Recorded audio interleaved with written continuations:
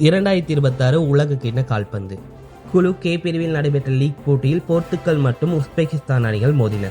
இப்போட்டியின் போர்த்துக்கல் அணி 5-0 என்ற கோல் கணக்கில் உஸ்பெகிஸ்தானை வீழ்த்தி அபார வெற்றி பெற்றது. போட்டி தொடங்கிய 6வது நிமிடத்திலேயே அணியின் தலைவர் ரொனால்டோ முதல் கோலை அடித்தார். அதனைத் தொடர்ந்து 17வது நிமிடத்தில் போர்த்துக்கல் அணியின் வீரர் மெண்டிஸ் ஒரு கோலை அடித்து அணியை முன்னிலைப்படுத்தினார்.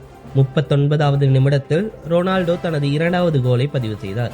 விறுவிறுப்பாக நடந்தேறிய போட்டியில் 60வது நிமிடத்தில் உஸ்பெகிஸ்தான் வீரர் எமோடோ எதிர்பாராத விதமாக அடித்த ஓன் கோல் 4-0 என போர்த்துகல் அணியை முன்னிலைப்படுத்தியது. போட்டியின் இறுதி கட்டத்தில் 87வது நிமிடத்தில் லியோவோ 5வது கோலை அடித்து வெற்றியை உறுதி செய்தார். இந்த வெற்றியின் மூலம் குழு கே பிரிவில் 4 புள்ளிகளுடன் போர்த்துகல் அணி முதலிடத்திற்கு முன்னேறியுள்ளது.